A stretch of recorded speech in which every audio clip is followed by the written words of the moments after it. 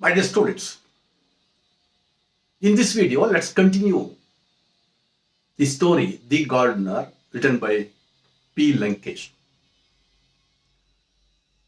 And I've already told you that this story speaks of the peculiar, strange behavior and nature of man.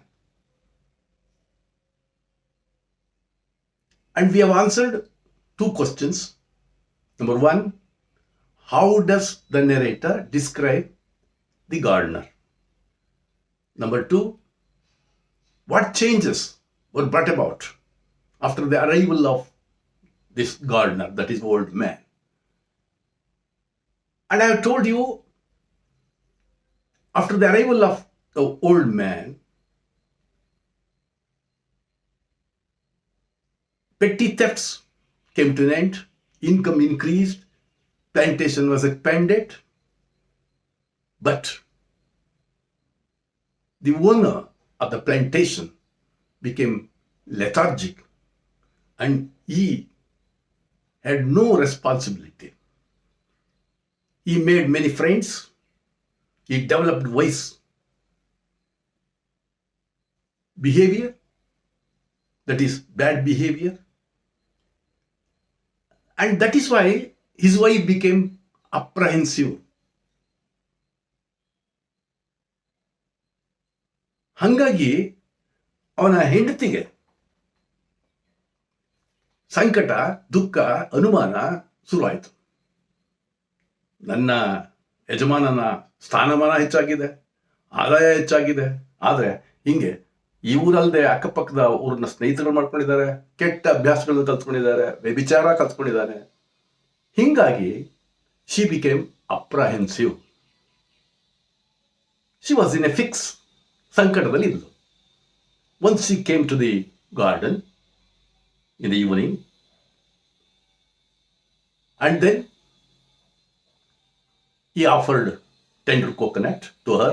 Both of them sat on the embankment of the well. ಬಾವಿಯ ದಡದ ಮೇಲೆ ಕೂತ್ಕೊಂಡ್ರು. Then he started telling a story. ಕಥೆನ ಹೇಳಿಕ್ ಶುರು ಮಾಡಿದ್ರು. So he began to narrate his own story. So what is that story? ಇಲ್ಲಿ ಇವತ್ತು ನಾವು ಅರ್ಥ ಮಾಡ್ಕೋಬೇಕಾಗಿರ್ತಕ್ಕಂಥ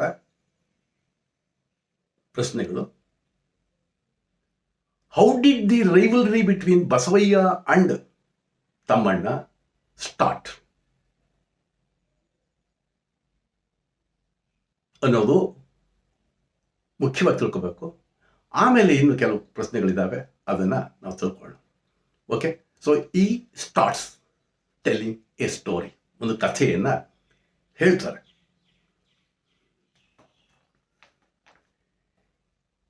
ಇನ್ ಎ ಫಾರ್ ಆಫ್ ಪ್ಲೇಸ್, ಬಹಳ ದೂರದಲ್ಲಿ, there was a man called Thammanna. ಒಬ್ಬ ಮನುಷ್ಯ ಇದ್ದ, ದೂರದ ಊರಿನಲ್ಲಿ ಒಬ್ಬ ಮನುಷ್ಯ ಇದ್ದ. ಅಂಡ್ ಹಿ ಹ್ಯಾಡ್ ಎವ್ರಿಥಿಂಗ್, ಎಲ್ಲವೂ ಇತ್ತು.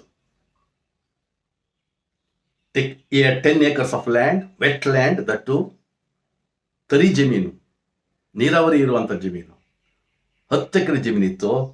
A comfortable house and people to ready to do his bidding. ಹಿಂಬಾಲಕರಿದ್ರು, ಒಂದು ಸುಂದರವಾದಂಥ ಅಚ್ಚುಕಟ್ಟಾದ ಮನೆ ಇತ್ತು. And the most important thing among them all his possessions was. So ಅವನ ಆಸ್ತಿಗಳಲ್ಲಿ ಬಹುಮುಖ್ಯವಾದ್ದು ಯಾರಪ್ಪ ಅಂದರೆ ಈಸ್ ರೈವಲ್, ಅವನ ಪ್ರತಿಸ್ಪರ್ಧಿ ಸಂಗೋಜಿ. 1 ಮಾರ್ಕ್ ಕ್ವಶನ್ ಕೇಳ್ತಾರೆ. Was the most important position of Tammanna. ತಮ್ಮಣ್ಣನ ಮುಖ್ಯವಾದಂಥ ಆಸ್ತಿ ಯಾವುದು, ಯಾರು ಅಂತಂದ್ರೆ ಹಿಸ್ ರೈವಲ್ ಸಂಗೋಜಿ. ಬಟ್ ಈ changes that name and he says that it is not ಸಂಗೋಜಿ, it is Basavayya. ಇಲ್ಲಿ ಕಲ್ಪನೆ ಮಾಡಿಕೊಂಡು ಫಿಕ್ಸಿಸಿಯಾಗಿ ಸ್ಟೋರಿಯನ್ನ ಹೇಳಲಿಕ್ಕೆ ಹೊರಟಿದ್ದಾನೆ. ಹಾಗಾಗಿ ಈ ಫಂಬಲ್ಸ್ ಎಡುತ್ತಾನೆ. ಇಲ್ಲ, ಇಟ್ಸ್ ನಾಟ್ ಸಂಗೋಜಿ, it is Basavaiah. So who was his rival? Basavaiah. Who was Thammanna's rival? ತಮ್ಮಣ್ಣನ ಪ್ರತಿಸ್ಪರ್ಧಿ ಯಾರು? that is Basavaya. In the beginning, he wrongly told that it is Sangoji. He changes. ಇದು ಬದಲಾಯಿಸ್ತಾರೆ ಅವರು ಬಸವಯ್ಯ ಅಂತ ಗೊತ್ತಾಯ್ತಾ. So what is the story it tells there in a far off village there was one fellow by name Thammanna. He was well off. He had 10 acres of wetland, he had a beautiful house, he had followers, and most among them there was one fellow by name Sangoji, not Sangoji, it is Basavaya ಅಂತ ಕಥೆ ಹೇಳಕ್ ಶುರು ಮಾಡ್ಕೋತಾರೆ. ಇದು ನಾನು ಊಹೆ ಮಾಡಿ ಹೇಳ್ಕೊತಾ ಇದ್ದೀನಿ ಅಂತ ಕೊನೆಯದಾಗಿ ನಮ್ಗೆ ಅರ್ಥವಾಗ್ತದೆ. ಇದೇ ತಮ್ಮಣ್ಣ ಇವನೇ ದಿ ಗಾರ್ಡನರ್ ಕಥೆನೇ ಅವನ ಕಥೆನೇ ಬೇರೆಯವರ ಹೆಸರಿನಲ್ಲಿ ಹೇಳ್ತಾ ಇದ್ದಾನೆ. Okay, Thammanna. Okay, let that be, ಅದಂಗೆ ಆ ಕಡೆಗೆ ಇರಲಿ. Let us assume his name was Basavaiah. He was Thammanna's rival. One mark question, who was Thammanna's rival? Basavaiah ಅಂದ್ಬಿಟ್ಟು ಸಾಕು. ಬಸವಯ್ಯ ವಾಸ್ ತಮ್ಮಣ್ಣಾಸ್ ರೈವಲ್ ಅಂತ ಉದ್ದಕ್ಕೆ ಬರೋದು ಏನೇನೋ ತಪ್ಪು ಮಾಡ್ಕೊಳ್ಳೋ ಬದಲು ಹೂ ವಾಸ್ ತಮ್ಮಣ್ಣಾಸ್ ರೈವಲ್ ಅಂದಾಗ ಬಸವಯ್ಯ ಅಂತ ಬರೆದ್ಬಿಟ್ರೆ 1 ಅಂಕ ಸಿಗ್ತದೆ. And Thammanna but 4 more acres adjacent to his land. ಅವನ ಜಮೀನ್ ಪಕ್ಕದಲ್ಲೇ ಇರ್ತಕ್ಕಂಥ 4 ಎಕರೆ ತಗೊಂಡ್ರೆ ಬಸವಯ್ಯ ಆಲ್ಸೋ ಫಾಲೋಡ್ ಸೂಟ್. ಅವನು ಅದೇ ಕೆಲಸ ಮಾಡ್ತಿದ್ದ. ಅವನು ಅವನ ಜಮೀನ್ ಪಕ್ಕದಲ್ಲಿ ಇರ್ತಕ್ಕಂಥ ಜಮೀನನ್ನ ಕೊಂಡ್ಕೊತಾ ಇದ್ದ. ಹಿಂಗೆ if one had 10 friends, the other acquired 15 admirers. ಒಬ್ಬ 10 ಜನ ಸ್ನೇಹಿತರು ಮಾಡಿಕೊಂಡ್ರೆ ಇನ್ನೊಬ್ಬ 15 ಜನ ಸ್ನೇಹಿತರುಗಳನ್ನ ಮಾಡ್ತಾ ಇದ್ದ. To begin with, all this look like healthy competition. ಇದು ಮೊದಲಿಗೆ ಎಲ್ಲ ಒಂದು ರೀತಿಯ ಸ್ಪರ್ಧೆ ಥರ ಕಾಣಿಸ್ತಾ ಇತ್ತು. ಅದು ಕೊನೆಗೇನಾಯಿತು? It ended in rivalry. ಸಂಘರ್ಷದಲ್ಲಿ ಕೊನೆಗೊಳ್ತು. However, gradually it rose to such a pitch that there was no land left in the village for them to buy. ಬೇರೆಯವ್ರದ್ದು ಜಮೀನು ಕೊಂಡ್ಕೊಳ್ಳಿಕ್ಕೆ ಇರಲಿಲ್ಲ. ಎಲ್ಲ ಜಮೀನನ್ನು ಇವರಿಬ್ಬರೇ ಕೊಂಡ್ಕೊಳ್ಳೋರು. ಹಾಗಾಗಿ Thammanna had 1000 acres of land. How many acres of land was owned by Thammanna ಅಂತ 1 mark question ಕೇಳ್ತಾರೆ. ನೀವು ಬರೀಬೇಕಾಗಿರೋದು 1000 acres. ಸೊ Thammanna had 1000 acres and Basavayya owned 800 acres. 800 ಎಕರೆ ಜಮೀನು. ಬೇರೆಯವ್ರನ್ನ ಯಾರು ತಗೊಳ್ಳೋಂಗೆ ಇಲ್ಲ. ಒಬ್ರಿಗೊಬ್ರು ಸ್ಪರ್ಧೆ ಮಾಡ್ತಾ ಹಿಂಗೆ ಒಬ್ಬನಿಗೆ 1000 ಎಕರೆ, ಇನ್ನೊಬ್ಬನಿಗೆ 800 ಎಕರೆ. So Basavaiah could not tolerate this. ಅವನಿಗೆ 1000 ಎಕರೆ ಅದಲ್ಲ, ನನಗೆ ಬರೀ 800 ಎಕರೆ ಇದೆ ಅಂತ ಹೇಳಿ ಅವನಿಗೆ ಸಹಿಸ್ಕೊಳ್ಕಾಗಲಿಲ್ಲ. So he sent word to Thammanna asking him to sell 200 acres. 200 ಎಕರೆ ಮಾರುವಂತೆ ಜನಗಳು ಕಳಿಸ್ತಾ ತಮ್ಮಣ್ಣನ ಕೇಳ್ಕೊಂಬರ್ರಿ. He sent words asking him to sell 200 acres. Thammanna did not agree. ಒಪ್ಕೊಳ್ಳಿಲ್ಲ. ಯಾಕ್ರಿ, ನಾನೇ ಕೊಡ್ಬೇಕು? He was prepared to buy all the land that belonged to Basavayya. ಬಸವಯ್ಯನ ಲ್ಯಾಂಡ್ನೇ ಕೊಂಡ್ಕೊಬಿಡ್ತೀನಿ ನಾನು ಪೂರ್ಣ, ಅವ್ನು ಮನಸ್ಸು ಮಾಡ್ತಾರೆ ಕೊಟ್ರೆ ಅಂದ. ಬಸವಯ್ಯ ವಾಸ್ ಮ್ಯಾಡ್ ವಿತ್ ರೇಜ್. ಹುಚ್ಚನಾಗೋದು ಕೋಪದಲ್ಲಿ. When he refused to sell 200 acres, please understand, this is how you have to narrate the thing.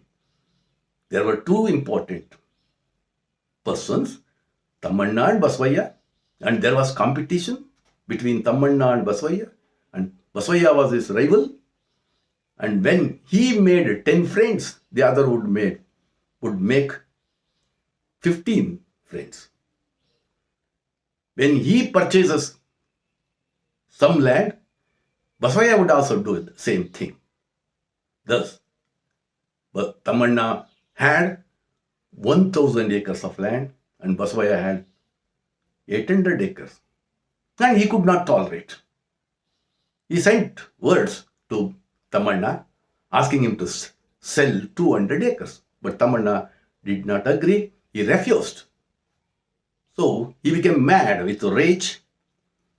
And then He went along with his people, ಜನಗಳು ಕರ್ಕೊಂಡೋದ, acquired 200 acres of land, ತಮ್ಮಣ್ಣ's land, forcibly, ಬಲಾತ್ಕಾರವಾಗಿ ಅದನ್ನು ಅತಿಕ್ರಮ ಮಾಡ್ಕೊಂಬಿಟ್ಟ, ಆಕ್ರಮಿಸ್ಕೊಂಬಿಟ್ಟ.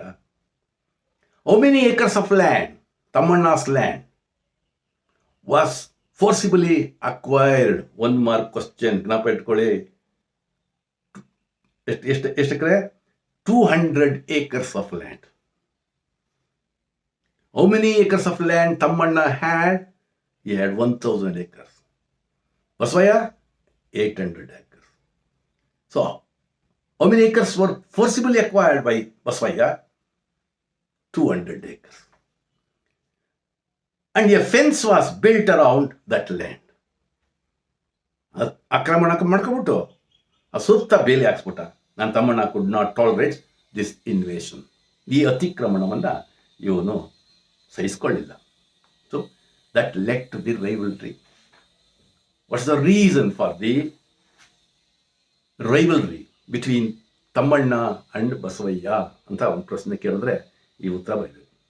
ಇನ್ a far off village there were 2 persons, Thammanna and Basavaiah. ಹಿಂಗೆ ಬರಿತಾ ಹೋಗ್ಬೋದು. So ಅವರಿಬ್ಬರಲ್ಲಿ ಸ್ಪರ್ಧೆ ಇತ್ತು. ಒಬ್ಬ 4 ಎಕರೆ ತಗೊಂಡ್ರೆ ಇನ್ನೊಬ್ಬನು ಅದೇ ಕೆಲಸವನ್ನು ಮಾಡ್ತಿದ್ದ. ಹೀಗಾಗಿ ಬೇರೆಯವರು ಯಾರು ಕೊಂಡ್ಕೊಳ್ಳಿಕ್ಕೆ ಅವಕಾಶ ಇರಲಿಲ್ಲ.